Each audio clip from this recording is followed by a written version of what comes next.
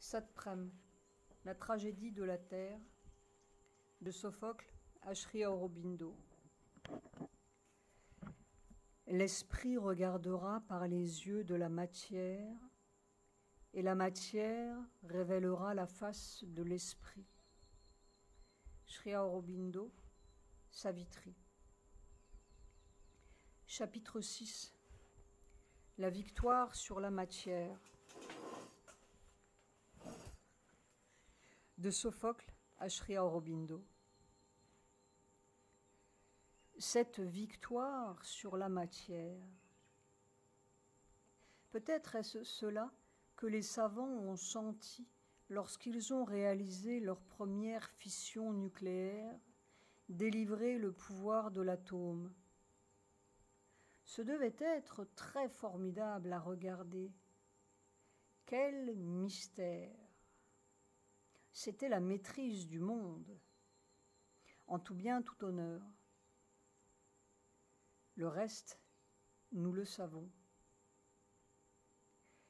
Mais comment donc les rishis savaient-ils que ce feu est dans la pierre aussi? Comment Orphée pouvait-il enchanter même les pierres? Le mystère nous a éclaté à la figure, mais il reste complet, comme si c'était encore une mascarade ou un masque d'autre chose. Le salut est physique, disait Mère.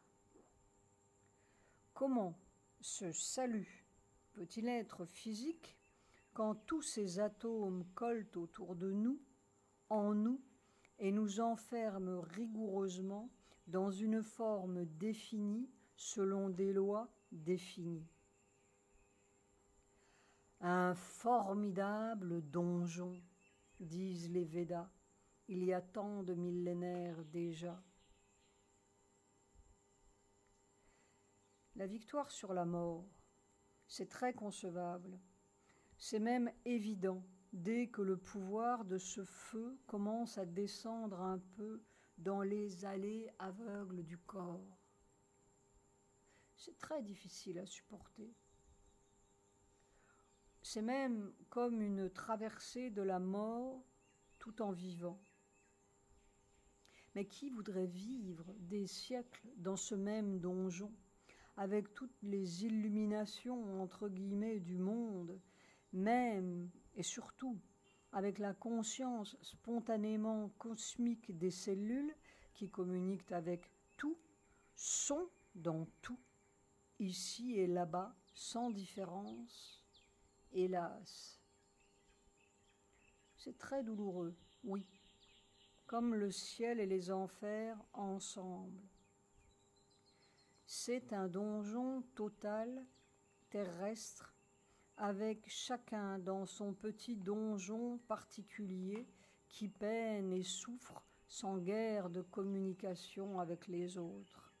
Et la plupart du temps, ce chacun parle à ses propres murs, très tristement, et il meurt, presque avec soulagement, pour recommencer.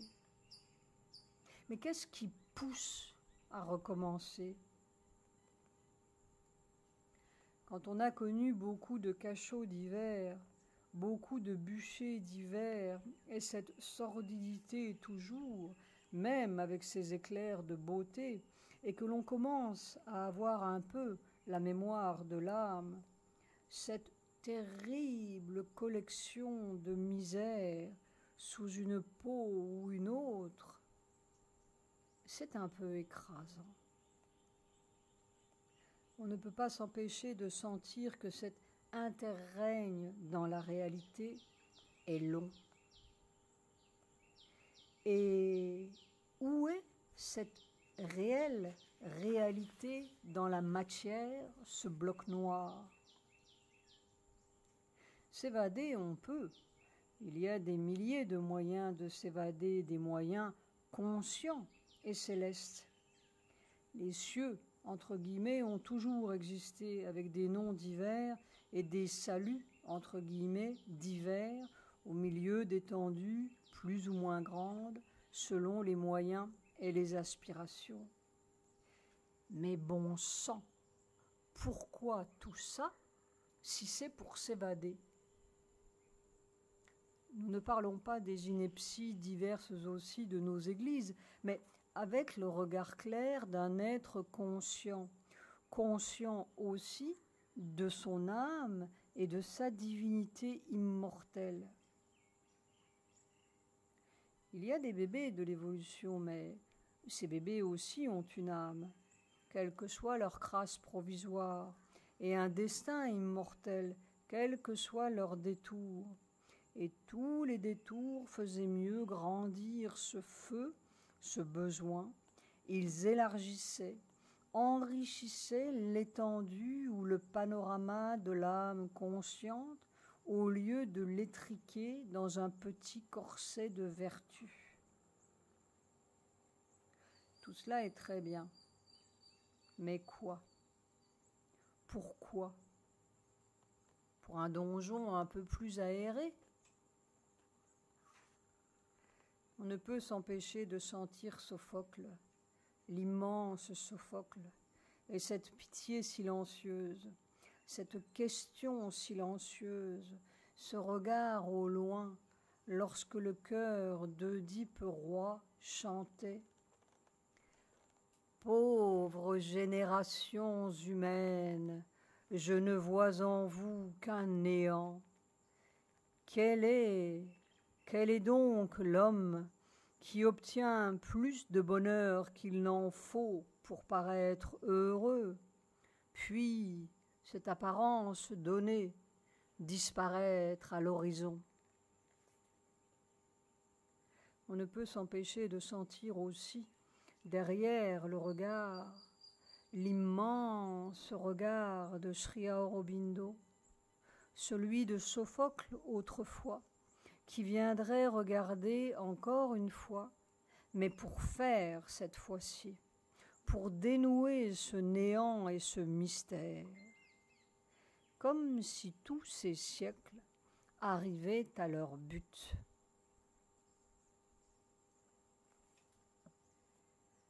Des Védas à Sri Aurobindo.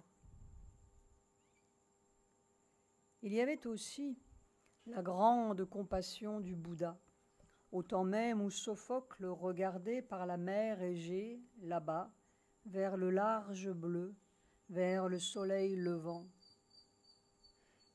Et cette compassion aussi se sentait dans la douceur des yeux de Sri Aurobindo. Tous ces hommes et ces générations et ces révolutions toujours à recommencer. Les siècles, les millénaires passent sans trêve. Où donc dans la grisaille est le rayon de ta venue? Où le tonnerre des ailes de ta victoire?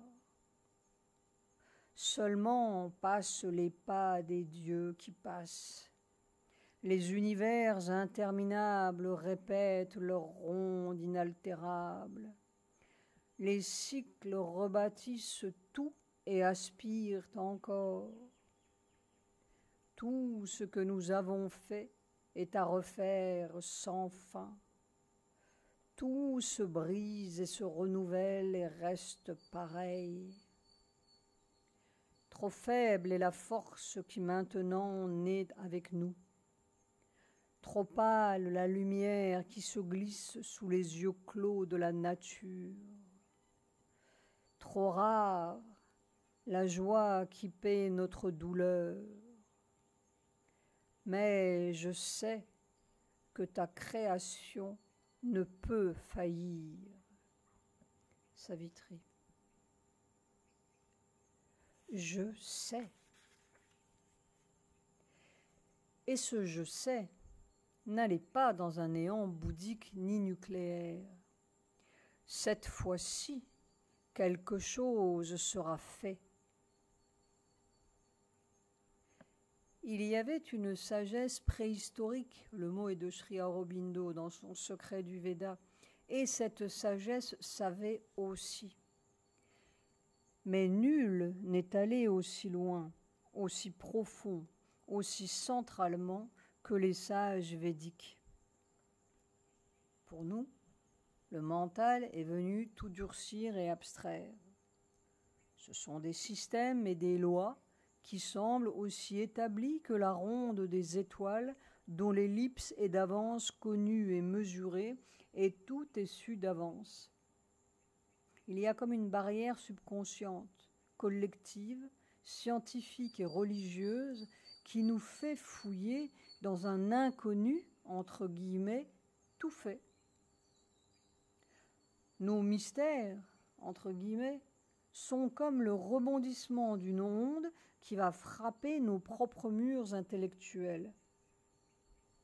Parfois, nos murs se défont dans un éclair inattendu ou dans l'angoisse d'une agonie qui nous saccage. Mais cette sagesse sans mur palpait, touchait beaucoup plus de choses que nous. Elle savait qu'il y a une semence centrale de tout. La terre, la pierre, les bêtes, les hommes et les univers. Et pour eux, ces sages védiques, cette semence centrale était la joie, ce qu'ils appelaient le vin, le nectar, la félicité ou le délice, soma. Ce que les Grecs ont deviné et senti est personnifié dans Dionysos. Ce délice de toi qui est totalement large, totalement plein et sans brisure, disait le Rig Veda. Inonde ici le soma, le nectar, déverse-le et emplis-nous de sa lumière jusqu'à la peau même. Mais pour que cette puissante essence de douceur, comme disaient les rishis, puisse sortir, il faut la presser. Il faut une action mécanique, pour employer notre langage moderne, ou une force de compression. Et cette force, les rishis védiques l'appelaient le feu, la flamme, Agni. Et quand cette flamme commençait à sortir dans un homme, à poindre dans notre nuit mortelle sous la pression de ces malheurs féconds qui sont notre lot, les chantres védiques s'écriaient « Ô flamme, ô vin, ta force est devenue consciente ». Cette semence des univers est un feu, qui est un suprême nectar, un vin de joie puissante, un cœur de béatitude au fond d'un monde de peine, dit Savitri. Et les univers se font et se défont et se refont interminablement, semble-t-il, absurdement, semble-t-il, mais l'absurdité est nôtre. Et cette joie, cette flamme a projeté toutes ces étoiles et ces bons hommes, non pas pour les précipiter dans un néant, un ciel quelconque, une ronde sans fin de la mort et des réincarnations, mais pour se trouver elle-même, pour jouir d'elle-même, pour être elle-même innombrablement dans ce qui semble le contraire d'elle-même.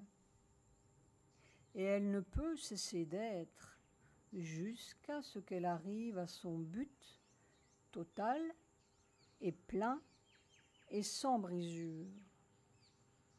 Et tout, ici, cherche la joie, parce que tout, ici, sous son manteau de ténèbres, est cette joie, et ce feu, et cet un. Du délice tous les êtres sont nés, par le délice ils sont et grandissent, Aux délices, il retourne, dit l'Upanishad. Il n'y a pas de Dieu et de non-Dieu. Tout est tissé de cette unique substance, et cette substance d'être, et cette existence. L'existant est un, mais les sages l'expriment diversement. Ils disent Indra, Varuna, Mitra, Agni. Ils l'appellent Agni, Yama, Matarisvan. Rigveda. C'était il y a quelques 10 000 ans. Mais il faut s'en apercevoir. Tel est le paradoxe divin de cet univers et de tous les univers qui ont sombré avant nous comme un cargo qui n'a pas trouvé son port d'attache. Et c'est à nous qu'il est donné de résoudre ce paradoxe dans notre vie et dans notre corps. Le salut est physique, disait Mère, tant qu'il ne sera pas résolu, vécu, accompli, ça continuera, et d'autres Sophocles chanteront la peine de ces ombres légères qui ne se savent pas elles-mêmes.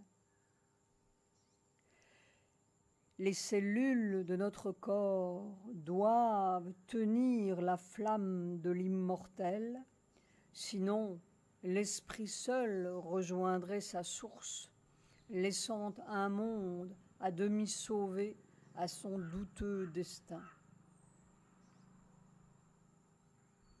Notre malheur est de n'avoir pas trouvé notre propre pouvoir, ce qui fait vivre, ce qui fait tendre vers, comme la plante vers le soleil. Notre malheur est d'avoir vu 36 millions de forces mécaniques au lieu d'une seule, intérieure et toute puissante, et diviser ce monde en 36 millions de petits dieux ou de petits diables et en un grand Dieu qui trône au-dessus. Et il trône au-dessus tant que nous n'avons pas trouvé cette substance de nous-mêmes, délivrer nos ténèbres du secret qu'elles contiennent, changer la mort et transformer cet inexorable donjon de notre corps jusqu'au dernier atome, disait Sri Aurobindo. L'évolution divine. Ces extraordinaires rishis védiques avaient trouvé le secret et le pouvoir. Et c'est parce qu'il a retrouvé ce secret et ce pouvoir dans son propre corps en 1910 que Sri Aurobindo a pu déchiffrer ces admirables hymnes. Il reconnaissait. Et nul savoir n'est vrai, authentique, s'il ne fait jaillir de nous quelque chose qui tout d'un coup reconnaît, comme la foudre ou la musique de notre cœur même. Cela qui est immortel dans les mortels et qui a le don de la vérité est un Dieu. Il s'est établi dedans comme une énergie qui fait sortir nos pouvoirs divins. Par Agni, on obtient la substance, oui. Rigveda. Et encore, ô feu, ô Agni, quand tu es bien porté par nous, tu deviens la suprême croissance et la suprême expansion de notre être. Toute gloire et toute beauté sont dans ta couleur désirable, dans ta vision parfaite. Ô étendue, tu es la plénitude qui nous porte au bout du chemin. Tu es une multitude de richesses répandues de tous côtés. Et toujours, il faut s'apercevoir de ce qui est là, sous un ciel grec ou noir comme nos cités, Et comme il faut un peu de la furie d'Athènes pour nous précipiter sur ce besoin primordial, sur ce quelque chose qui attend en nous depuis des siècles dans notre trou de misère. Tu tailles à la hache la vaste terre dans ta recherche du nectar. L'ancienne déesse s'est éveillée. Elle ouvre large l'extrémité même des cieux et continuellement, elle repousse sa sœur la nuit, diminuant nos périodes mortelles. Rigveda. Ces longs jours où nous sommes seulement un cadavre qui marche, comme disait déjà le messager d'Antigone.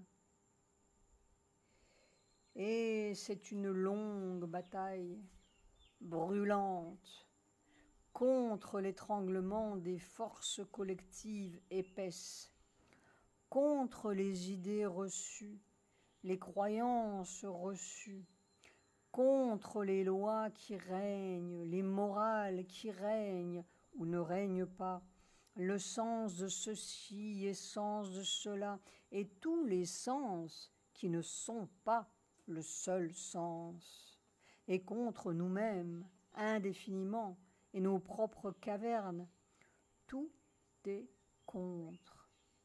Et ce contre-là fait brûler davantage ce seul besoin de notre être, comme le besoin de respirer faisait bouger ces premières bêtes asphyxiées sur une première plage, comme le besoin de survivre faisait de premières ailes parmi les bêtes dévorantes, comme le besoin de saisir ce grand monde mystérieux inventait des milliers de moyens et des millions de petites brûlures pour trouver ce qui est là, ce qui nourrit.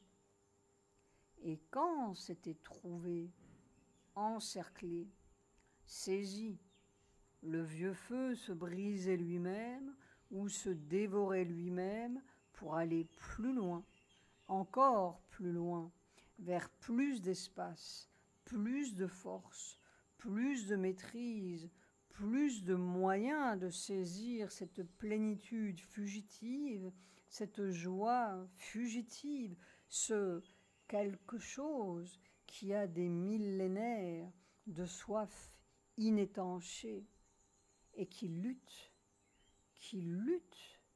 mal et bien pour trouver son propre but. Les rishis ne connaissaient peut-être pas l'évolution des squelettes comme Darwin et M. Cuvier, mais ils connaissaient une évolution divine, l'évolution d'un feu d'être et d'une joie d'être et d'une plénitude d'être et d'un pouvoir d'être. Conquérons ici même, courons cette course et cette bataille au sans chemin. Alors ce feu nous prodigue son délice, alors il nous rend en trésor et en substance tout ce que nous avons donné entre ses mains. Rigveda. En substance, disent les rishis, et ce mot revient sans cesse dans leurs hymnes. Certains êtres qui ont été plus martelés que d'autres peuvent sentir cette densité corporelle difficile qui fait une autre sorte de corps dans notre corps, plus réel que l'autre, comme si ce feu ramassait d'innombrables peines disparues, d'innombrables morts jamais mortes, d'innombrables nuits qui avaient appelé, cogné contre leur mur et qui embrasse tant de choses, comme si tous les êtres étaient là dans un corps, comme si toute la peine de la terre était là, muette et brûlante, étranglante. C'est comme une suffocation dans un corps trop petit pour contenir tout ça. On est comme un errant de feu qui cherche 1000 chemins pour user cette dévorance, 1000 moyens qui ne délivrent rien et des musiques qui ne laissent pas éclater cette note brûlante. Et puis un jour, cette densité-là semble monter du fond de 1000 ténèbres, de la terre même, d'un lieu sans lieu sous les pieds, comme si tous les vieux pas par des chemins oubliés avaient laissé leur empreinte de feu dans un vieux sol de toujours, et ça monte de sous les pieds, dans les jambes, les reins, la poitrine. C'est un torrent de feu dense et on n'y peut rien. On n'y est pour rien. C'est comme un phénomène de la nature. Ça monte tout seul, vague après vague, jour après jour. Ça semble toujours plus dense, plus irrésistible, presque féroce, et ça fait mal. Et puis, ça cogne contre cette calotte crânienne. Chaque fois, ça vient buter là, et une nouvelle vague encore. Mais ce ne sont pas des vagues, ce sont comme des coups de boutoir, seconde après seconde, qui montent inépuisablement, impérieusement, comme sortis de ce sol d'une mystérieuse tanière immense qui est là partout, tout le temps, quand on marche, quand on mange, quand on s'assoit, dans tous les mouvements de ce vieux corps qui semble si mince, si frêle, si incapable, si étouffant. Et puis un jour, ou une seconde qui n'a plus de temps pour se mesurer, il y a un dernier coup de boutoir et ça sort à travers cette carapace d'en haut, mais ça continue de monter. Ça monte dans une étendue sans limite, comme si ce petit bonhomme de corps qui marche en dessous était une étrange chose, une toute petite chose dans une énormité de tout. Et ça monte pendant des jours aussi, comme s'il n'y avait pas de fond à cette immensité-là, comme si c'était happé par une autre force d'attraction. Le soleil, peut-être, de cette vieille semence souterraine qui avait tant peiné dans les glaces et les nuits et les prisons de la matière et de la terre. C'est autre chose.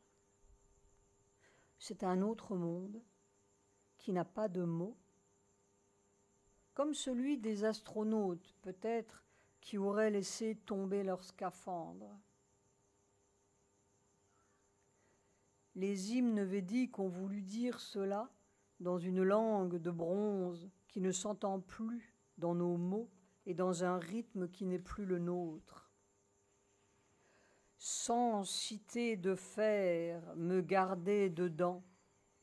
Maintenant, j'ai fendu mon chemin au travers comme un faucon dans ma rapidité. Je me suis assis sur ses ailes impétueuses, empli d'une énergie qui peut tout briser. Il disait encore ceux qui avaient vu.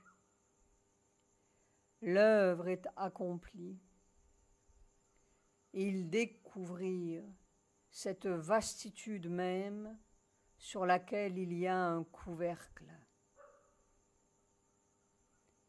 Ce couvercle. Et depuis quand emprisonne-t-il ces hommes? Tu fais se briser la matière de l'être parce qu'elle ne te livre pas les rapidités emprisonnées de la vie. Et nous mourrons encore et encore pour trouver cette autre sorte de vie, cette autre sorte d'énergie et de rapidité qui n'a plus besoin de nos artifices de prisonniers.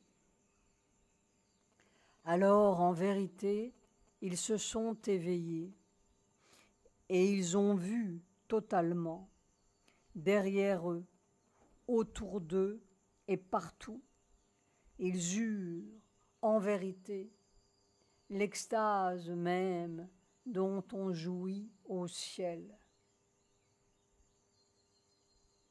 C'est la naissance suprême, disent les rishis. Et ce soleil, ta masse rouge incandescente est vue, un grand Dieu a été délivré de l'obscurité. C'est ce soleil même qui attirait toutes les semences de cette terre, ce que Sri Aurobindo appelle le supramental, une masse. Mais c'est seulement un commencement. C'est une évolution nouvelle, divine, sous un autre ciel qui n'est plus celui du mental emprisonné dans son donjon, sous un autre soleil, une autre énergie qui n'est plus ce mince battement mortel. Car ce ciel-là n'est pas le lieu où l'on s'évade après un certain nombre d'années mortelles. Ce n'est pas un bout des choses où l'on se repose enfin. C'est un nouveau creuset qui veut refaire l'espèce humaine. Et d'abord, transformer ce formidable donjon qui garde prisonnières les rapidités de la vie. Le scaphandre mental. C'est tout de même un très extraordinaire phénomène de la nature. Et comment l'appeler autrement? Cette substance dense qui sortait du sol, entrait par les pieds et traversait le corps péniblement, puis ce dernier coup de boutoir et l'on débarque. Rien de délicieux, non, mais une sorte d'étonnement incompréhensible.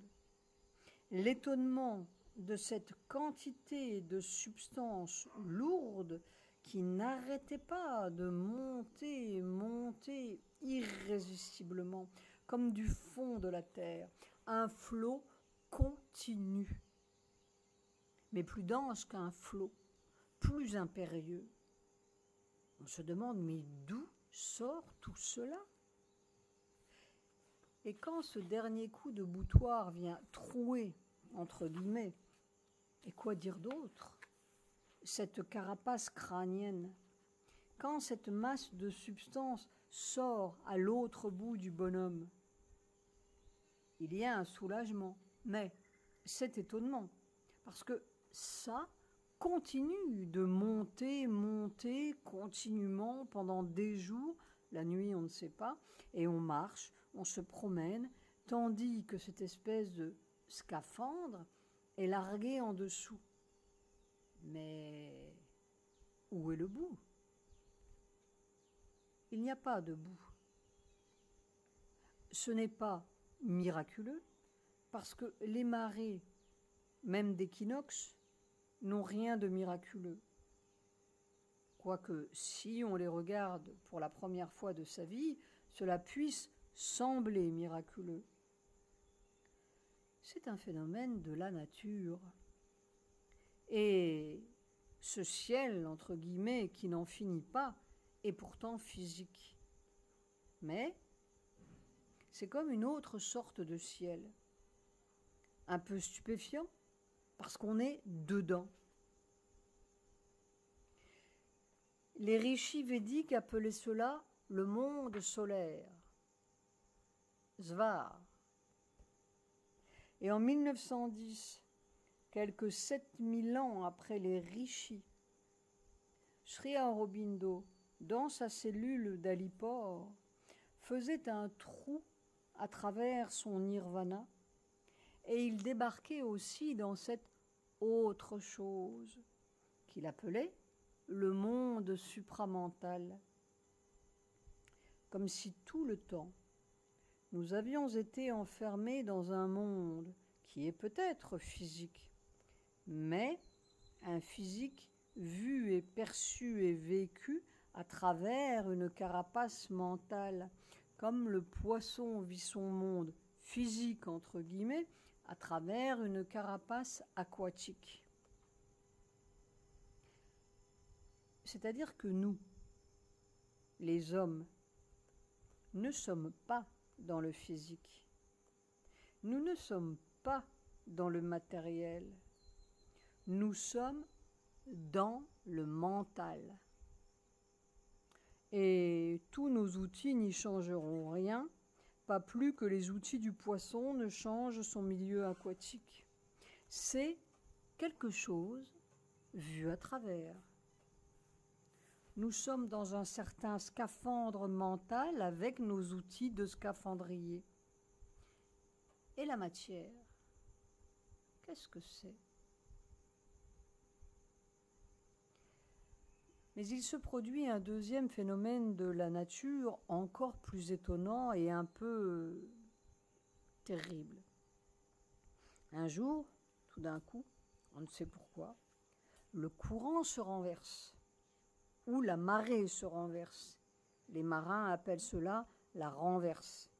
Et cette même substance dense, au lieu de monter indéfiniment dans ce ciel, entre guillemets, se met très subitement à descendre dans ce scaphandre, dans ce corps physique de notre vieux physique, et continuellement, sans que l'on n'y puisse rien, et impérieusement, mais c'est un peu épouvantable. Cette autre sorte de physique qui entre dans le vieux physique et écrasant, encore plus dense qu'à la montée. Cette énergie qui peut tout briser, disaient les rishis. Et ça peut tout briser. Pleine de puissance solide et leur énergie étincelante. On est comme un fétu de paille là-dedans. Mais le fétu de paille a au moins un trou. Tandis que le vieux bonhomme, dans son vieux scaphandre, est fait d'une certaine matière, entre guillemets, ou de quelque chose qui est parfaitement coriace et tout à fait récalcitrant à cette invasion d'un nouveau genre. Alors, ça commence à trouer le vieux bonhomme et son vieux physique mortel. C'est ce que Sri Aurobindo a fait, ou subi, pendant 40 ans. Mais cette invasion-là, où s'arrête-t-elle ? Où est la paroi cellulaire ou atomique qui sépare cette petite cellule et cet atome du reste de toutes les petites cellules ou les petits atomes collectifs de notre total chaudron ? Et jusqu'où va ce trou, entre guillemets ? À quelle profondeur ? Où s'arrête cette énergie qui peut tout briser. Et qu'est-ce qu'elle fait? Les rishis védiques disaient simplement Indra, par la force de sa flamme, a creusé la terre pour y faire sa fondation, comme le vent creuse les eaux par sa violence. Il a mis en pièces les choses qui étaient fermement établies. Les choses, c'est nous, les petits bonshommes, avec leurs scaphandres fermement établis, et toute cette vieille terre dans ce même scaphandre. Indra est l'une des formes de cet un que nous avons mis en 1000 morceaux, et il est armé de la foudre comme Zeus. Décidément, il se passe quelque chose dans cette vieille terre. Décidément, il y a une illusion quelque part, entre guillemets.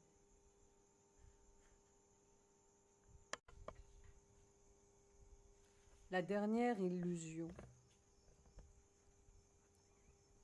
Nous sommes drogués par la domination de la matière, dit Savitri. Et il y a une illusion, celle que le Bouddha avait vue. Il y a un ultime mystère, celui que les Grecs d'Éleusis célébraient. Et peut-être n'était-il pas moins évolué que nous. Du moins, leur mystère était-il bienfaisant. Il y a cette Olympe à l'éblouissante clarté que Sophocle voyait au-dessus de cette scène terrestre, au-dessus de ces masques qui disent leur malheur et leur lumière, leur détresse et leur courage, leur impuissance, toujours devant ce tortueux destin. Et parfois Sophocle laisse échapper un cri. Dieu ou mortel, je ne sais qui agit, dit le cœur d'Électre. On ne dira jamais assez que Sophocle avait écrit 123 tragédies et il n'en reste que 7. Mais on sent tellement dans les quelques chants qui nous sont laissés son immense question, sa pitié pour ces êtres qui se débattent avec eux-mêmes. Vois comme, pour les hommes, tout n'est que péril, et comme ils courent autant de risques dans le bonheur que dans le malheur, s'écrie Philoctète. Et la mort peut être douce, et la fin de tout cela peut être douce. Né en Asie, Sophocle eût peut-être été bouddhiste, mais devant ce malheur, il œuvrait, il créait infatigablement. Il aurait tant voulu que ça change. Il ne se laissait pas happer par cet Olympe, engloutir dans cette lumière. Il sentait confusément qu'il y avait d'autres moyens et d'autres ressorts dans cette fragile humanité. Un autre pouvoir. Mais lequel?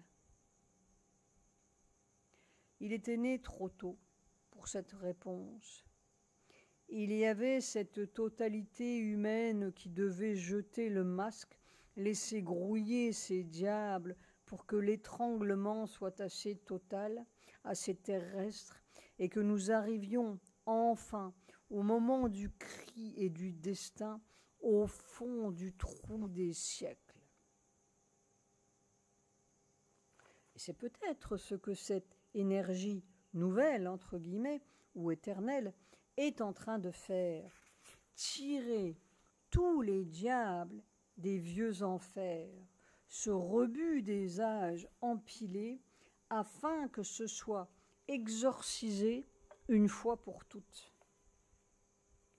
L'illusion bouddhique est trop facile. C'est seulement à mi-chemin, disait Mère. Un commencement, disait Sri Aurobindo, qui avait vu, comme le Bouddha, ce vain grouillement. Mais il ne disait pas vain. Et ces révolutions qui n'arrivent toujours pas à la révolution. Mais l'illusion est infiniment plus profonde, plus concrète, plus matérielle que nous l'avons supposé à travers tous les siècles.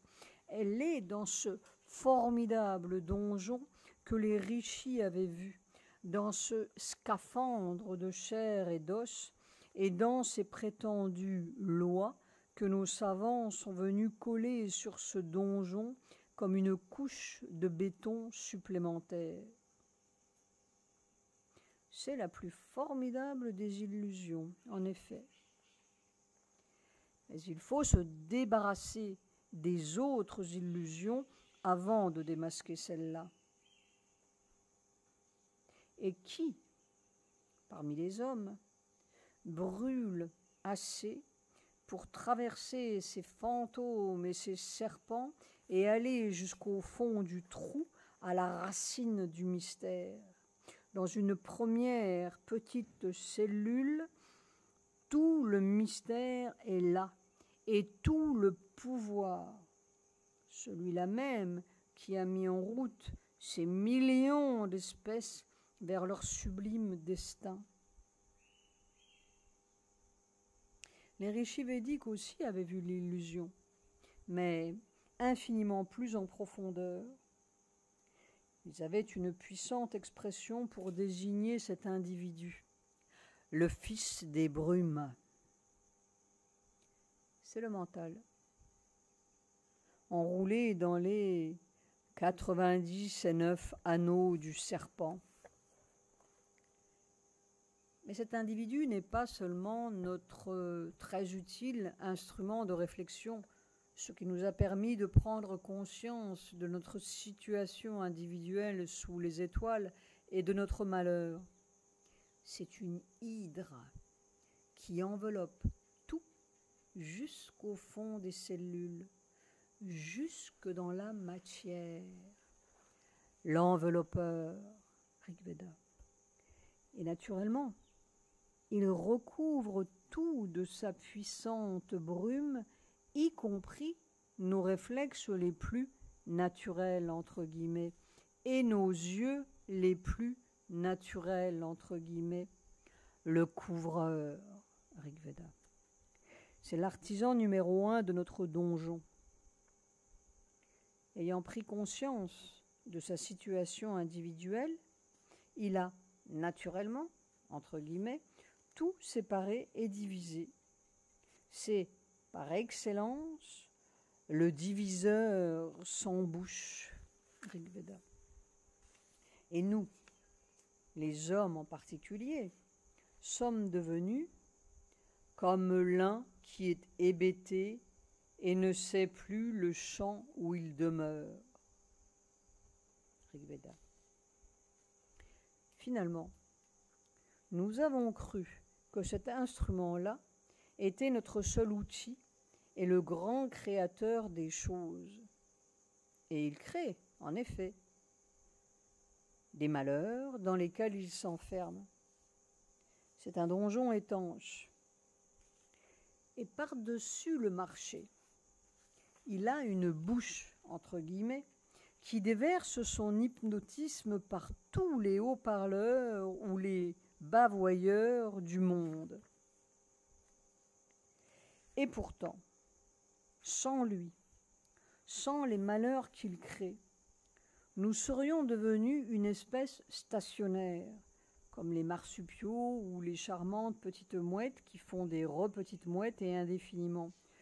Nous ne pouvons pas faire des repetits hommes pour longtemps. Notre truc nous étrangle de lui-même et se détruit de lui-même. Toute la question est de savoir si nous serons détruits tout entiers, comme les mastodontes écrasés sous leur propre poids, ou si nous trouverons le levier qui nous permettra de passer à une autre espèce. Les animaux ne pouvaient pas trouver ce levier, qui est pourtant en eux aussi et dans toutes les petites bêtes du monde, même dans les cailloux. Ils étaient trop harmonieux et ordonnés et normaux, entre guillemets, dans leur propre espèce, et moins hébétés que nous. Le besoin n'était pas là, à moins que la nature ne précipite sur eux quelques désastres qui les obligeaient à trouver le moyen. Notre anormalité, entre guillemets, humaine, est peut-être notre meilleure occasion de faire un bond. Trouverons-nous le moyen ? Allons-nous sortir de notre état de drogué du mental ? Une pensée pygméenne qui a besoin de vivre dans une clôture s'est penchée interminablement pour marteler les faits et les formes, absorbée et cabanée dans une vision extérieure. Elle a rivé la vie dans les sillons d'une habitude, obéissante à la tyrannie de la matière brute, prisonnière des moules dans lesquels elle œuvre. Elle se lie elle-même à ce qu'elle crée elle-même. Esclave d'une masse figée de règles irrévocables, elle voit comme une loi les habitudes du monde, elle voit comme la vérité les habitudes du mental. Vous ne me direz pas que ces atomes que je vois au bout de mon microscope ne tournent pas comme ceci et comme cela par cette loi, ni que ces cellules que je vois également au bout de mes lunettes et sous mon scalpel ne sont pas constituées de cette matière-ci et de celle-là qui obéissent à cette loi, plus cette loi, plus cette loi.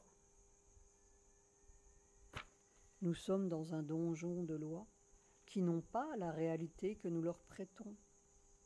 Elles peuvent nous sauter à la figure très légalement, telles que nous les avons organisées. Et elles sont en train de nous sauter à la figure et de tout désorganiser pour nous obliger à trouver notre levier. Comme les glaces du Pléistocène, les déserts où les eaux désorganisaient les lois des vieilles espèces pour les obliger à trouver un autre moyen et une autre loi. Nos lois scientifiques ne sont pas plus absolues et pas plus fixes, et pas plus valables que les lois du bigorneau ou du gentil rossignol. Ça fonctionne un certain temps. Mais malheureusement, les lois, entre guillemets, du mental ont un pouvoir hypnotique que n'avaient pas les lois des espèces précédentes. Et elles nous obligent à tout casser de nos propres mains. Et nous avec ? Étrangement, les rishis védiques d'il y a tant de millénaires avant notre civilisation, entre guillemets, disaient les obstructions artificielles. Kritrimani Rodansi, le secret du Veda. C'est la dernière illusion. Mais nous ne sommes pas nés pour être à jamais le fils des brumes. Le surnaturel. Nous entendons encore la voix de mère, si seule, dans ce donjon doré où les hommes l'avaient enfermée, assise, courbée, regardant, oh, ce regard. J'ai des millions d'années et j'attends. Cette vieille peine de la terre qui attend. Et une dernière fois, tenant sa main serrée sur sa poitrine, Elle disait « Tout est là ». Et comme nous sommes ignorants, que de siècles pour dévêtir ce tout qui est là. Nous avons des millions de vies qui naissent avec nous sans savoir, et des millions de morts qui renaissent avec nous sans savoir. Chaque fois, toute la tragédie de la terre se rejoue. Chaque fois, elle s'oublie et se retrouve un moment. Elle n'a point besoin de mots ni de cœur. Elle est ce feu silencieux qui attend, poignant, comme le fond même du sacré. Nous cherchons des dieux, des miracles, mais quand ce moment silencieux et nu surgit de nos décombres, c'est un miracle qui peut tout faire, comme si tous ces siècles et toutes ces peines attendaient ce seul moment. Nous ne savons pas. Nous ne savons rien du vrai pouvoir d'une vie, du vrai pouvoir d'un homme. Au commencement, entre guillemets, des âges connus, il y avait des êtres moins revêtus que nous, pour qui la vie était un voyage de découverte. Il n'y avait rien de connu que ce qui battait là.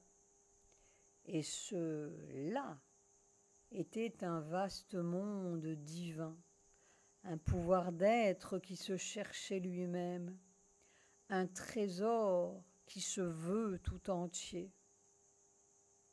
Et qui avait-il d'autre à trouver? Quel autre pouvoir? Nous avons mis tant de noms sur cette chose-là, tant de mensonges dorés et superstitieux, tant d'autres choses quand il n'y a rien d'autre. Pour ces êtres-là, d'il y a longtemps, revenus peut-être dans nos cœurs d'aujourd'hui, si cachés, il n'y avait pas de surnaturel. Les rishis védiques ne croyaient pas au surnaturel. Le divin était la chose la plus naturelle du monde. Il était tout ce monde, et il était tout le pouvoir de ce monde, et la seule loi du monde à trouver et à conquérir dans ce petit point d'être autant que dans tous les univers. Étant le pouvoir même, le battement même de tout, il pouvait tout, naturellement. C'était une fabuleuse exploration. Et le miracle que nous appelons en nos jours ignorants, il était tout là. J'ai des millions d'années, j'attends. Sri Aurobindo aussi savait. Mais il ne voulait plus de ces siècles d'impuissance et d'ignorance, il voulait conquérir. Et que pouvait-on conquérir pour ce seul point d'être qui ne soit une conquête pour toute la terre, pour ce seul corps indivisible? C'est dans le corps que se fait la conquête, parce que c'est la seule même chose depuis des millions d'années. Tout le reste, ce sont des brumes qui passent. Le surnaturel est un naturel que nous n'avons pas encore atteint, ou que nous ne connaissons pas encore, ou dont nous n'avons pas encore conquis les moyens. Pensées et aphorismes numéro 84.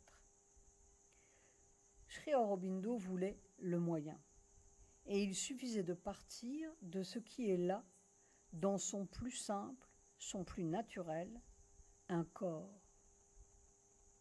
Et comme c'est le divin, il peut tout naturellement, y compris changer la manière d'être très primitive, très épaisse et inconsciente de ce vieil animal. La mort est simplement le produit ou la conséquence de ces rapidité de la vie, emprisonnée et inconquise, de cette divinité inconquise et impuissante. C'est tout le donjon qui doit changer. C'est cette matière même inconsciente et ignorante qui doit changer. Un nouveau principe de matière, disait-il. Nos machines sont un produit de barbares, comme nos églises. Alors oui, c'est une illusion à défaire, mais à défaire dans ce corps, parce que c'est la seule chose qui ne soit pas illusoire. Après tout est parti de là.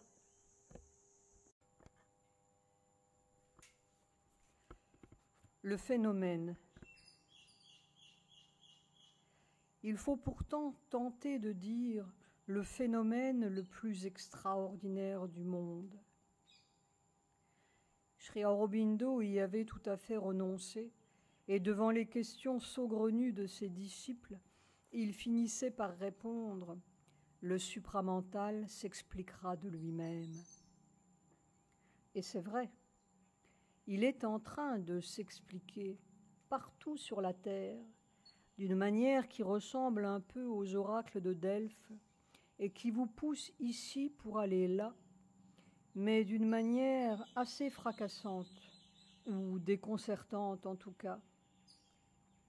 Si nous pouvions être un peu moins déconcertés, le phénomène serait peut-être plus harmonieux.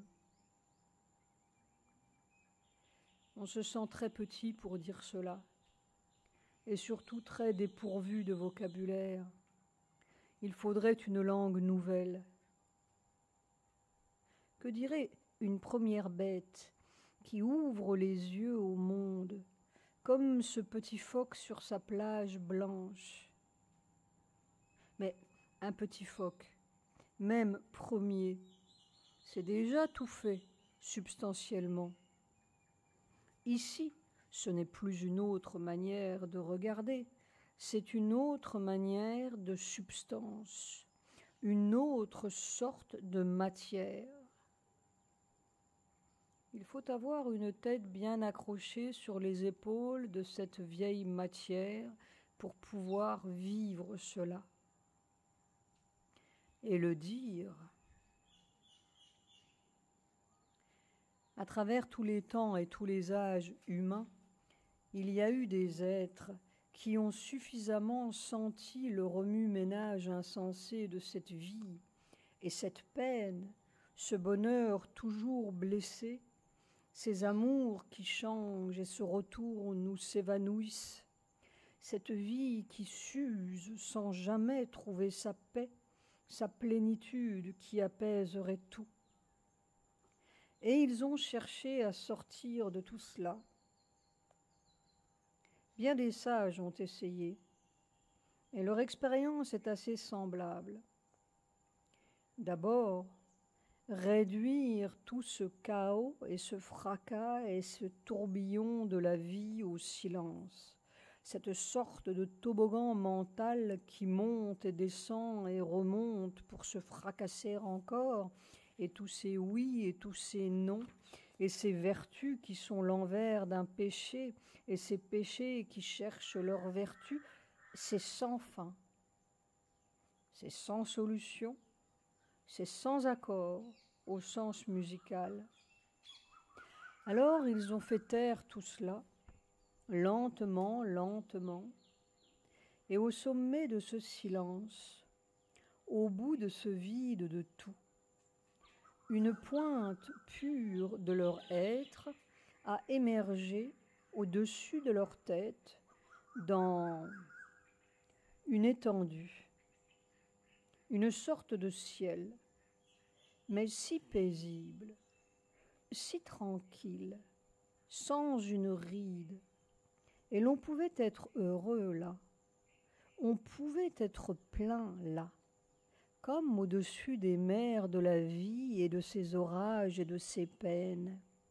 On pouvait même sourire là, et c'était comme éternel et pour toujours, et de toujours.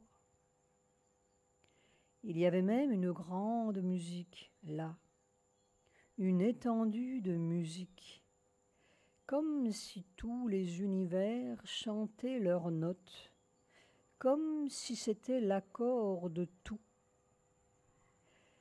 Il y avait des illuminations là, et tout était su sans mots, ou quelquefois coulait comme une musique qui se revêtait de mots, comme une sagesse qui égrenait son sourire et disait ce qui rayonne depuis tous les temps, ce qui est par-delà les vies, par-delà les morts.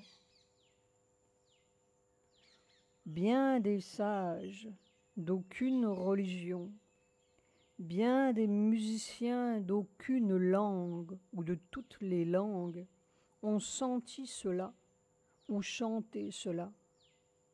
C'était leur source. C'était un ciel de beauté qui était vérité. C'était le ciel, oui, là, sur une pointe de leur être, comme l'extrémité lumineuse du Kanchenjunga ou du Nanda Devi, si merveilleux, au-dessus des plaines et des fracas. Mais le fracas reste en dessous, et la douleur des hommes, pareil, et le mensonge du monde, pareil. C'est le ciel, entre guillemets, du mental humain, délivré de ses contradictions et de ses mensonges. C'est le bout de l'effort humain après ces millénaires de quête ou d'une vie déçue. Mais la vie n'est-elle pas toujours déçue?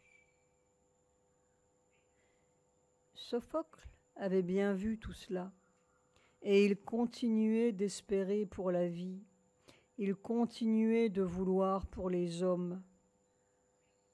En cet heureux temps, il n'y avait pas de religion, mais des sages et des chantres. Or, il y a d'autres sortes d'êtres, ceux que l'on peut appeler les êtres de feu, ou peut-être les matérialistes de l'esprit, mais nés avec une flamme incoercible, et qui ont contenu tant d'hommes dans une seule peau, tant de morts inconsolables ou cruelles, tant de vies avec une seule question. Et ils regardent, et tout est non. Les sommets du Nanda Devi humain, c'est oui, et c'est non quand même.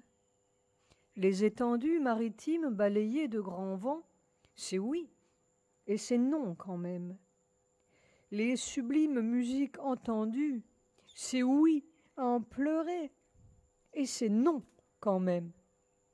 C'est désespérant, c'est inacceptable. Et pourtant, ça embrasse toute cette vie, comme avec une question de feu pour toute cette vie, ou contre toute cette vie. Et même ce contre-là est encore comme un oui qui crie. On est là comme un errant de la forêt ou du désert et d'aucun lieu, parce que c'est non à tous les lieux, c'est non à tous les cieux. On est comme un vagabond de feu, ou comme un lieu de feu, en quête de je ne sais quoi.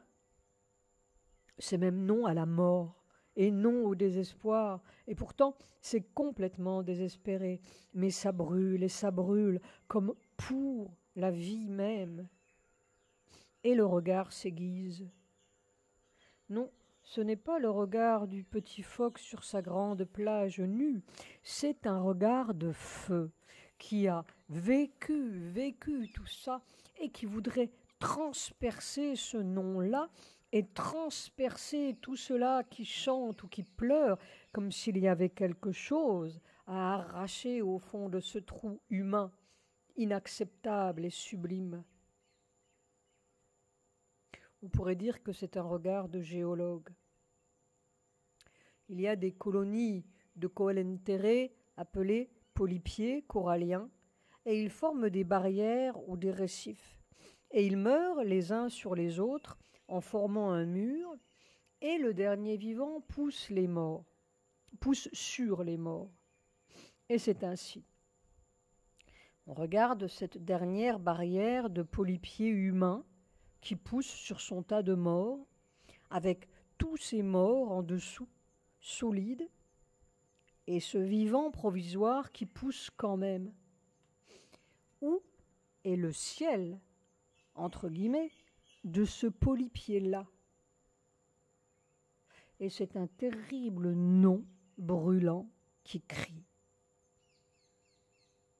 Alors, ce vieil être au bout de la pile, qui est comme tous les hommes de la même pile, ou qui a éprouvé tant d'hommes dans sa propre peau, devient un tel besoin criant qu'il est comme le besoin de tous ces millénaires empilés, un appel si profond qu'il est comme la poussée de cette vieille première semence nocturne enfouie là-dessous, enterrée, mais depuis si longtemps, vers quelque chose qui serait comme sa vie enfin, son soleil enfin, son soleil physique, là, dans ce corps nocturne et enrobé de calcaire. Et alors, le phénomène se produit. Et il ne se serait jamais produit si ce grand être de feu, nommé Sri Aurobindo, n'avait pas ouvert le passage, le grand passage, Mahaspata, disent les rishis. C'est un phénomène si extraordinaire, nous l'avons déjà dit, mais on ne se lasserait pas de le répéter tant c'est étonnant.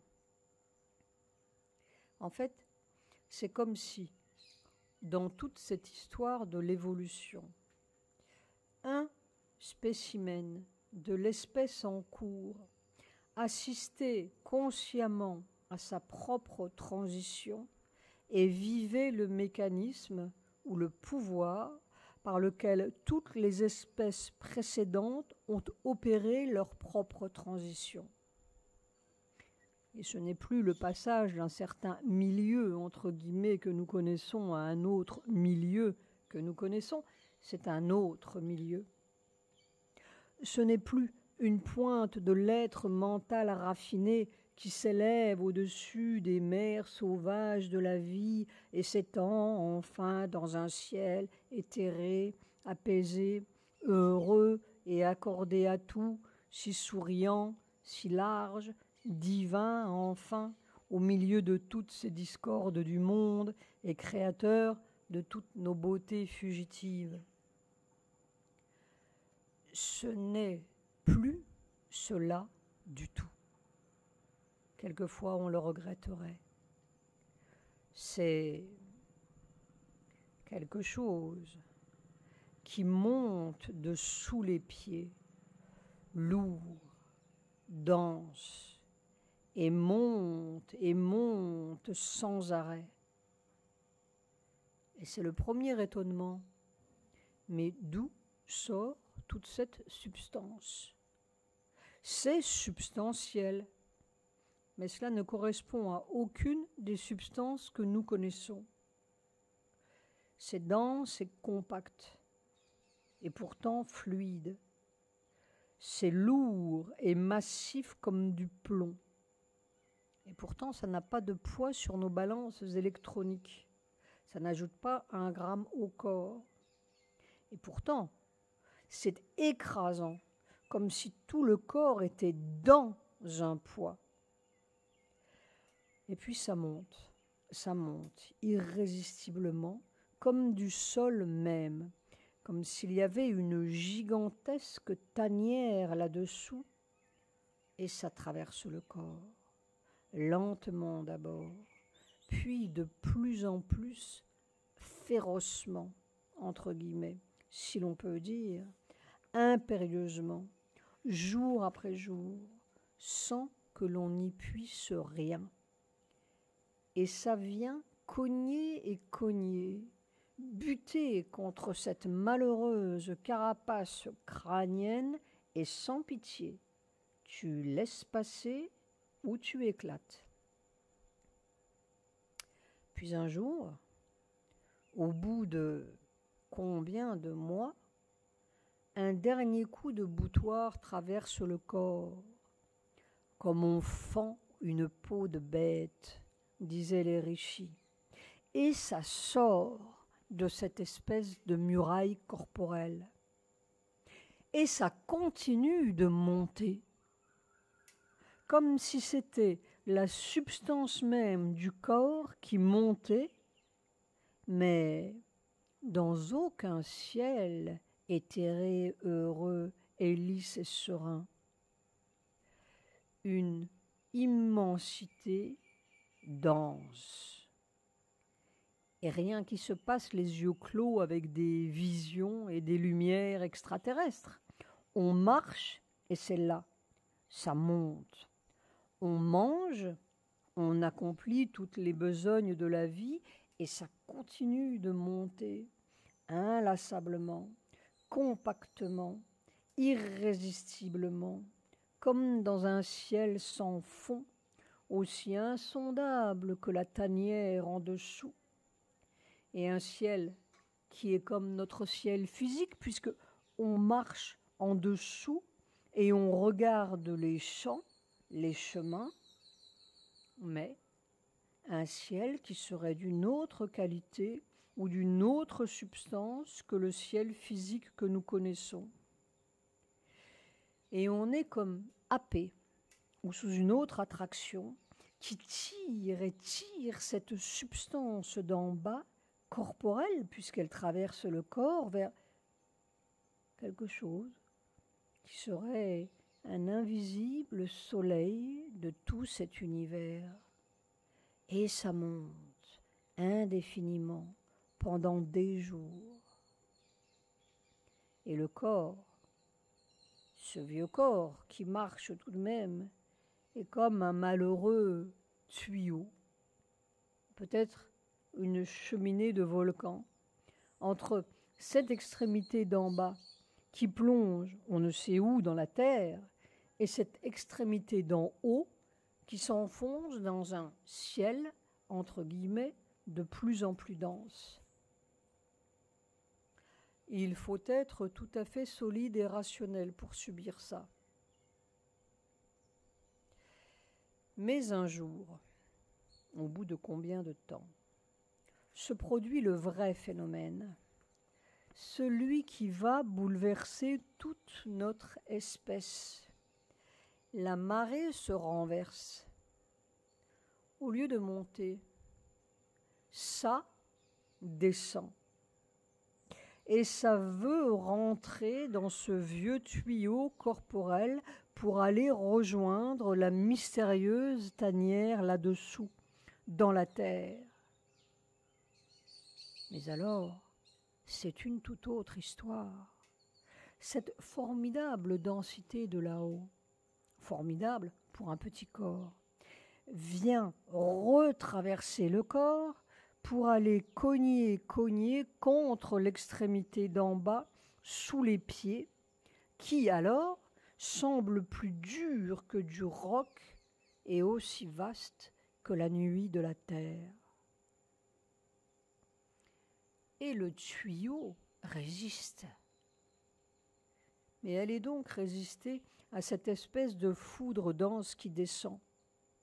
Nous pouvons dire foudre, c'est d'ailleurs ce que disaient les rishis védiques, parce que c'est d'une vélocité incroyable, et aussi nette, exacte, et puissamment énergique que le phénomène céleste que nous connaissons, mais d'une autre qualité.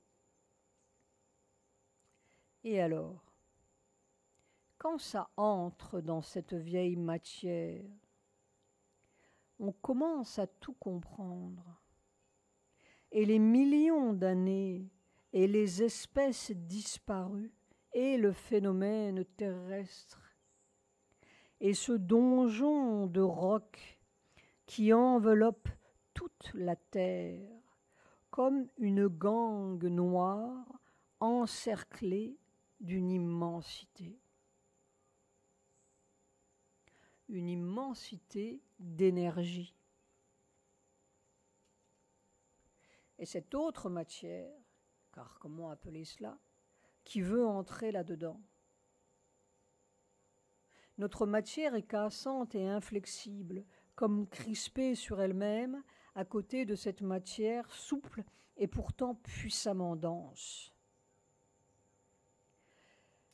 Dans une rare conversation avec un révolutionnaire bengali de Chandernagore, Sri Aurobindo, pourtant peu enclin à dire le phénomène, dit ceci.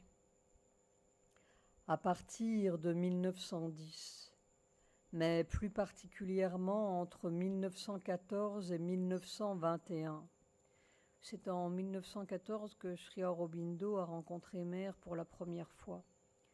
Une vaste puissance est descendue, pressée sur moi et entrée en moi. C'était une ruée continue de conscience universelle, de force formidable et de lumière venue des plans supramentaux. Et en effet, cela n'a plus rien à voir avec le monde mental que nous connaissons, ni avec les cieux du mental, ni avec les instruments qui nous permettent de mesurer les forces physiques du monde que nous connaissons et qui sont simplement les forces mesurées par les outils du mental. C'est un autre monde. Et nous comprenons bien pourquoi Sri Aurobindo dit supramental. Et Sri Aurobindo continue de décrire le phénomène. À cette époque, il semblait que le corps aurait pu être écrasé ou consumé. La vie semblait se mouvoir sur un fil ténu.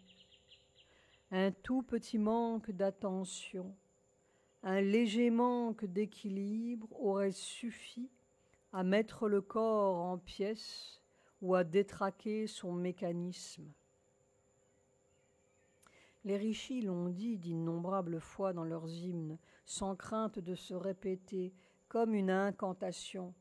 Mais il fallait l'avoir vécu comme Sri Aurobindo pour comprendre ce que cela voulait dire. Toi, en pure vérité, ô maître de l'énergie, ils t'ont appelé celui qui est de substance pleine et compacte, le donneur qui ne disperse pas sa lumière. Pleine de puissance solide et leur énergie étincelante, tranchante est la lumière de foudre des seigneurs de la plénitude. Pleine aussi de terrible intensité et de vélocité. Ceux-là sont les pouvoirs de la vie qui est puissante. Ils attellent leur rapidité et ils volent de tous les côtés. Et nous répétons ce dernier hymne qui a tout son sens actuel. Indra, par la force de sa flamme, a creusé la terre pour y faire sa fondation. Il a mis en pièces les choses qui étaient fermement établies.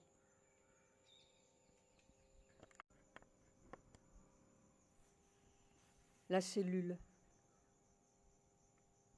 une immensité d'énergie. Mais quand cette énergie-là, formidable énergie, commence à descendre, c'est comme un cataclysme dans le corps. C'est l'énergie même qui a fait valser les étoiles, toutes les étoiles, et propulser toutes les espèces. Une énergie qui peut tout briser, disaient les rishis. Tout de suite, c'est comme la mort pour ce vieux corps enfermé dans sa routine et son système millénaire. Il est projeté dans un autre milieu et envahi par un autre milieu, insupportable. Alors on commence à comprendre la prison physique dans laquelle on est. Tant que l'on est dedans, on ne se rend pas du tout compte de ce que c'est, ni de quoi c'est fait. Les savants peuvent nous dire tout ce qu'ils veulent, mais ils ne savent rien parce qu'ils sont dedans. Quand on traverse le mur, c'est autre chose. Mais généralement, on ne le traverse que mort. Et c'est cette mort-là qui instantanément nous saute à la figure, si l'on peut dire, ou bouillonne partout dans le corps, comme s'il allait éclater, dès que les premières gouttes de ce fabuleux torrent d'énergie ont l'audace d'entrer là-dedans. C'est dosé, disait Mère. Et heureusement. Alors, lentement, lentement, douloureusement, le corps doit apprendre que ce n'est pas la mort, mais que c'est sa propre mort qui meurt. Et tout se soulève, tout est contre, furieusement contre. C'est un assaut de toutes les lois prétendues, lois, qui organisent notre système. C'est un assaut de toutes les forces qui ont constitué notre prison à travers les millénaires. Toutes les petites bêtes sont là, et les grosses, et les serpents parfaitement venimeux, et des suggestions et des impulsions maléfiques. Tout ce que l'on voit grouiller maintenant au grand jour de la terre, comme dans notre propre corps. Ça jette tout dehors, ou ça extirpe, expulse tout ce qui était tapi là et qui gardait jalousement les portes de sortie. Car les ténèbres sont les gardiennes de la félicité. Ce nectar, comme le savaient les rishis. Et qui a osé descendre là-dedans, empoigner toute cette faune et ces prêtres de la nuit? Il est plus facile de s'évader là-haut. On commence à voir tout à nu, sur le vif. On revit toute l'histoire des espèces et sa paléontologie, toute la naissance des espèces, parce qu'on est une autre espèce qui naît, malgré elle-même, comme c'était toujours le cas dans l'évolution. Mais là, on est les yeux tout ouverts, et on meurt les yeux tout ouverts, et on peut voir comment ça se passe, ce qui fait que. Et on s'aperçoit de la formidable illusion, terrible illusion, cruelle illusion qui garde les portes fermées, nos portes de la mort. Et surtout, on s'aperçoit du formidable pouvoir hypnotique de notre science. Il y a quelque chose décidément qui sait parfaitement démêler l'illusion de la réalité, c'est la cellule. Tout le reste de nos superstructures est fantomatique pour elle, douloureusement fantomatique. Alors on ouvre de grands yeux, peut-être des yeux innombrables. Mais contre tout ce négatif qui se jette à l'assaut pour nous faire croire que, il y a un extraordinaire positif, un merveilleux positif. Alors on découvre tout, le ressort, le levier, le pouvoir qui a fait que toutes les espèces, en dépit de leurs morts successives, ont continué et continué à travers les glaces et les déserts et les asphyxies et les eaux du commencement. C'est la cellule. On ne sait pas du tout ce qu'est la cellule. Elle est toujours revêtue, emmurée. Là, on la voit sur le champ, on la vit sur le champ, en train de se débattre ou de s'accommoder de cette énergie insupportable qui serait comme sa mort. Mais il n'y a pas de mort pour elle. Ça n'existe pas. La mort, c'est notre invention. C'est ce qui enveloppe ça. Pour elle, cette cellule, c'est un phénomène à assimiler, à adapter, à organiser dans sa substance. Il n'y a pas d'impossibilité. L'impossibilité, c'est ce qui recouvre ça. Alors on voit et on vit jour après jour et année après année et heure après heure. Sri Aurobindo a fait cela pendant 40 ans. Comment cette cellule, ce corps de cellule, se débrouille, entre guillemets, sous cette écrasante invasion d'une énergie toute puissante qui semble vouloir la mort de tout ce qu'on est, mais qu'elle reconnaît. C'est son vin de délices depuis toujours. C'est ce qu'elle a cherché partout, tout le temps, sous cette carapace ou cette autre, sous cette désolation ou cette autre, sous cette misère ou cette autre, cette même vieille misère. Et c'est ce qui est arrivé à toutes les espèces sur cette planète.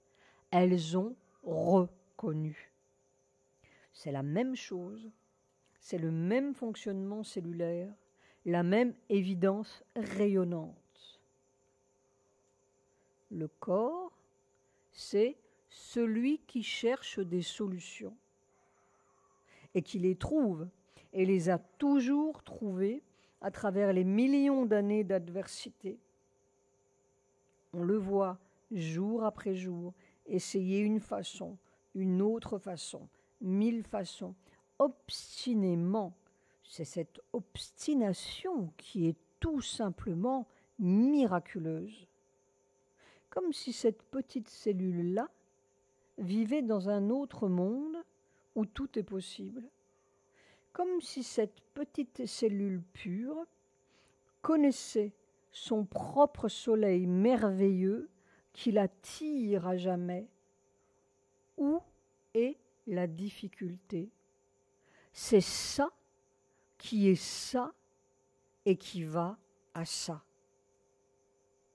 Et maintenant, elle va à ça pleinement, radieusement, après avoir été dans tant de prisons. Il y a des mots que l'on n'ose plus employer tant ils ont été corrompus et falsifiés, mais Dieu est pour la cellule. C'est tout vivant, c'est sa propre substance. C'est l'évidence et le pouvoir même qui l'habite, comme celui de toutes les galaxies et tous les soleils. L'immortalité, elle est toute là. Et c'est comme un vin de délices qui la porte. Mais il y a tout ce qui recouvre ça.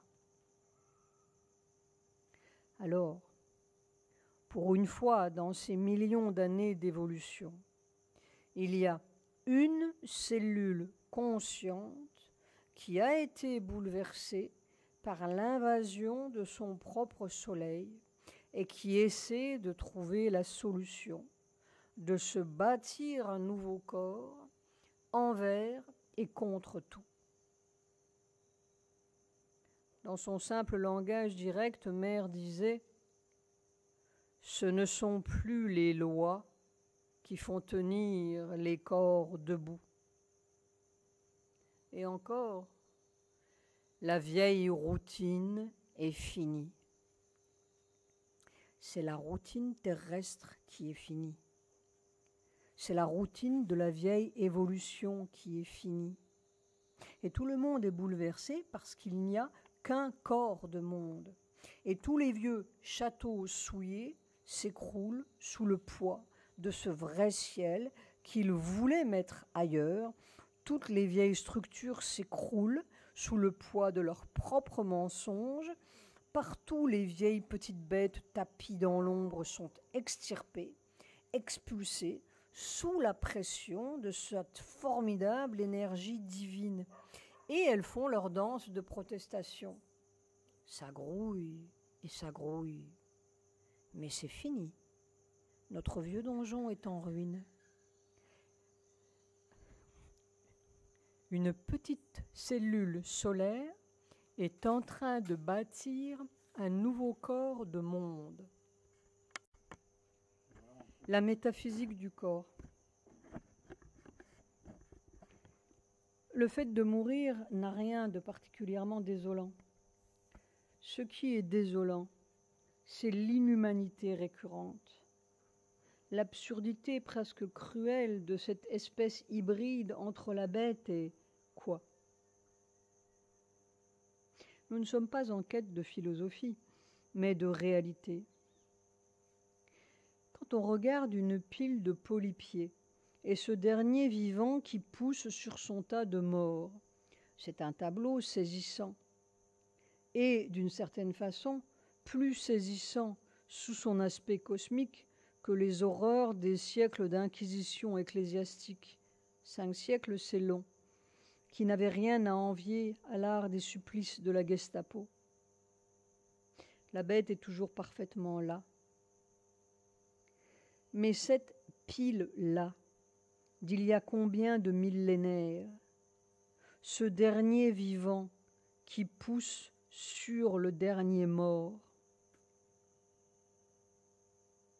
De toutes les expériences qu'un être humain peut collectionner, en cruel comme en sublime, il ne nous a paru rien de plus saisissant, ni de plus extraordinaire, que de voir sur le vif les opérations d'une petite cellule qui se débat avec une calamité.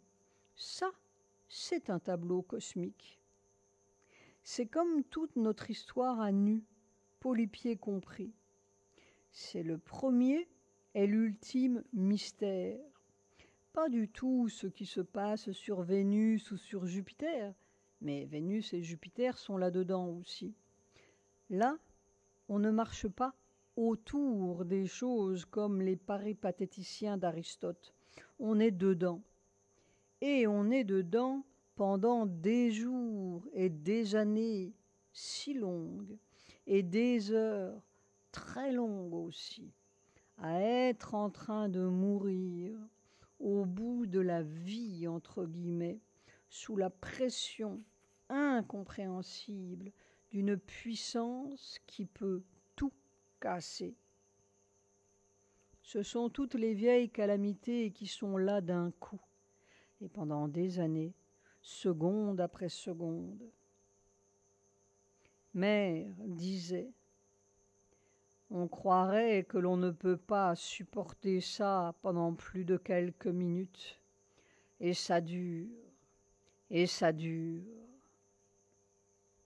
Alors, c'est un tableau continu, détaillé. On vit quand même, mais c'est un autre genre de vie. C'est sans aucun doute ce qu'ont dû vivre d'autres espèces lorsqu'elles ont été projetées dans un milieu irrespirable ou invivable. Et elles ont vécu quand même, puisque nous sommes là, 3 milliards d'années après. Ce miracle, si souriant, si obstiné au fond d'une matière idiote, ou en tout cas suffisamment mécanique et inconsciente pour aussitôt attraper son miracle et l'enrober d'une nouvelle couche protectrice qu'elle roule et enroule indéfiniment comme les polypiers jusqu'à la prochaine calamité féconde. C'est le paradoxe des enfers dont nous sommes le produit après beaucoup d'autres enfers empilés sous notre croûte d'homme. Mais cette croûte-là, elle est plus épaisse et plus résistante de toute la science qu'elle a accumulée et de tous les commandements de Dieu qu'elle a mis dans sa poche de béton. Ce sont les enfers parfaits, infaillibles et organisés. Et pourtant, en chacun de nous, comme dans ce polypier du bout de la pile, il y a un dernier bout de vivant qui se débat sur son tas de morts, mais complètement drogué par son milieu nocturne.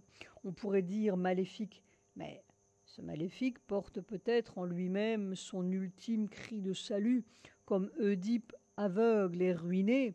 C'est donc quand je ne suis plus rien que je deviens vraiment un homme. Ou son ultime auto-explosion, sa calamité sauveuse.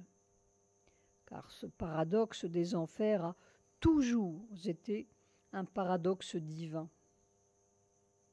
Alors, quand on voit ou quand on vit cette cellule miraculeuse, si imperturbable, si radieusement sûre de trouver la solution en dépit de la douleur que vous inflige ce squelette tissé autour d'elle, en dépit de la vieille invention de mort encroûtée autour d'elle, et surtout, quand on la voit si dénuée du sens d'aucune impossibilité, il n'y a pas d'impossibilité. Elle a vécu des milliards d'années pour le crier. D'ailleurs, elle ne crie pas. Elle sourit imperturbablement. Elle sait. Et elle essaie et essaie encore de nous convaincre de son propre miracle. Pour le bigorneau accroché à son rocher, s'il voyait clair, la jolie mouette sur la plage serait de la métaphysique absolue. Ce serait surnaturel. La cellule, elle, vit la métaphysique. Elle est en pleine métaphysique constante, sans philosophie et sans évangile et sans loi. Elle cherche même à trouver la solution de notre imbécilité provisoire. Elle sait que notre habitude humaine est comme tant d'autres habitudes avant notre apparition et que là-bas, sur une jolie plage, il y a une autre espèce qui sera comme le bout de ses peines et de ses longues nuits sous une croûte ou une autre. Le commencement, enfin, de sa vraie vie sous ce soleil qui la tirait et qu'elle reconnaît dedans, en elle-même, comme son propre soleil, son propre tout possible. Nous sommes, nous les hommes, la métaphysique d'un certain nombre d'obscurités précédentes. Et de quelle physique divine inconnue sommes-nous les fantômes obscurs? Allons-nous rester figés, crispés dans notre physique provisoire et prétentieuse? Ou bien, comme dit Savitri, innombrables sont les visages de l'âme cosmique. Un choc léger peut changer l'inflexible façade du destin. Un tournant soudain peut venir, une route apparaître. Et peut-être trouverons-nous, quand tout le reste aura failli, caché en nous-mêmes, la clé du changement parfait.